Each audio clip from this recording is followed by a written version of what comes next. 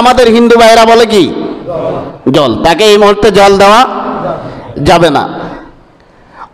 মা বলতেছে আমার কলিজাকে অপারেশন থিয়েটারে নিয়ে যাওয়া হলো, আমার বাচ্চাটা পানি পানি করে কান্না করেছে, ডাক্তারের কারণে আমি তাকে পানি দিতে পারি নাই, অপারেশন থিয়েটার থেকে আমার ফাঁকিটা উড়ে চলে গিয়েছে, আমি আমার সন্তানকে পানি খাওয়াইতে পারি নাই। কি দোষ করেছিল এদেশে আমার সন্তানটা, কি দোষটা করেছিল এদেশে?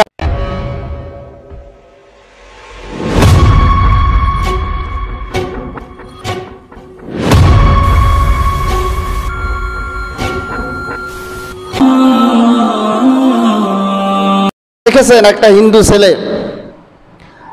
হিন্দু ছেলে দাড়ি রাখতেই পারে স্বাভাবিক তার সৌন্দর্যের জন্য, দাড়ি তো পুরুষের সৌন্দর্য, সেই দাড়ি রাখা অবস্থায় সেলুনে কাজ করতো ঢাকাতে। এই ঘটনাটা আমাদের বাঙালিদের যেই স্বভাব, আমরা অনেক কিছু ভুলে যাই। ছেলেটা রাস্তায় বের হওয়ার পরে বিশ্ববিদ্যালয় বর্তমান শাসক দলের ক্যাডার বাহিনী ওই ছেলেটাকে আক্রমণ করলো। ছেলে বলল যে আমি হিন্দু, আমাকে তোমরা মেরো না।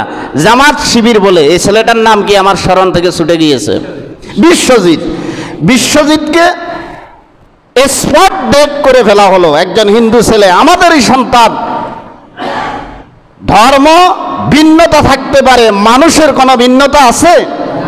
মানুষের ফার্সের কোনো ভিন্নতা আসেনি। আমাদের এই সন্তান বিশ্বজিৎকে জায়গায় স্পট ডেট করে দেওয়া হলো, আমরা এর বিচার পাই নাই। আমরা কিভাবে বিশ্বাস করব এই হত্যাকারী শাসক দলের অধীনেই আমাদের সন্তানদের বিচার হবে? এটা আমরা বিশ্বাস করতে পারি না। এবার আসেন, জুমাতে যেহেতু সময় কম, কয়েকজন শহীদদের কথা বলে, এর ভিতরে অনেকে নিহত হয়েছেন অন্যান্য ধর্মাবলম্বী, কয়েকটা উদাহরণ আপনাদেরকে দিচ্ছি।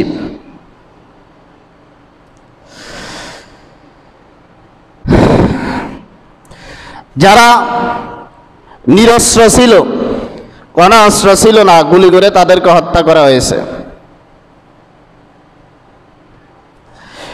একটা ছেলে হইল শুভ নিলয়, এক হিন্দু ভদ্র মহিলার ছেলে, নাম কি? শুভ নিলয়। আমরা এই শুভ নিলয়ের হত্যাকারীদের বিচার চাই, সে আমাদেরই সন্তান। নাম কি? শুভ নিলয়। দেখেন, ছেলেটা গার্মেন্টসে চাকরি করে এবং ওর মা গার্মেন্টসে চাকরি করে। আল জাজিরাতে আমি দেখেছি, পুলিশ যখন তাকে ধরল, সে বলল আঙ্কেল আমি গার্মেন্টসে চাকরি করি, আমরা গরিব মানুষ, আমি মিছিল করার জন্য আসি নাই। পুলিশ তাকে কাছে নিয়ে পেটের ভিতর গুলি ধরে পেটের মাঝখান বরাবর গুলি করেছে ছেলেটাকে। শুভ নিলয়। কিরকম লাগে, কেমন লাগে শুনতে? আপনার আমার সন্তান হলে কিরকম লাগতো? ওই অবস্থায়, শোয়া অবস্থায় বড় ভাইকে ফোন দিয়ে বলল, দাদা আমাকে তো পুলিশে গুলি করেছে। তোরা ঢাকাতে আসলো, ছেলেটা ঢাকাতে আসার উদ্দেশ্য মামার বাড়িতে বেড়ানোর জন্য। ওরা আসলো, এসে ঢাকা মেডিকেলে তাকে ভর্তি করা হলো। মাও গার্মেন্টসে চাকরি করে, ছেলেও গার্মেন্টসে চাকরি করে।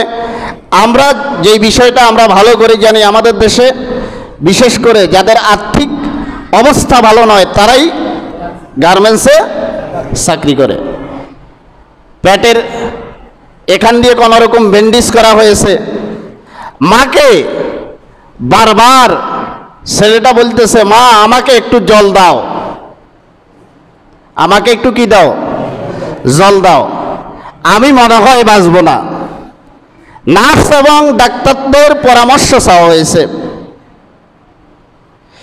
ডাক্তার এবং নার্সরা বললে এই মুহূর্তে তাকে জল দেওয়া যাবে না, যেহেতু আমরা বলি ফানি, আমাদের হিন্দু ভাইরা বলে কি জল, তাকে এই মুহূর্তে জল দেওয়া যাবে না। মা বলতেছে আমার কলিজাকে অপারেশন থিয়েটারে নিয়ে যাওয়া হলো, আমার বাচ্চাটা পানি পানি করে কান্না করেছে, ডাক্তারের কারণে আমি তাকে ফানি দিতে পারি নাই, অপারেশন থিয়েটার থেকে আমার ফাঁকিটা উড়ে চলে গিয়েছে, আমি আমার সন্তানকে পানি খাওয়াইতে পারি নাই। কি দোষ করেছিল এদেশে আমার সন্তানটা? কি দোষটা করেছিল এদেশে আমার সন্তানটা? তো এই সুবন নিলয়ের বিচার আমরা কার কাছে চাবো?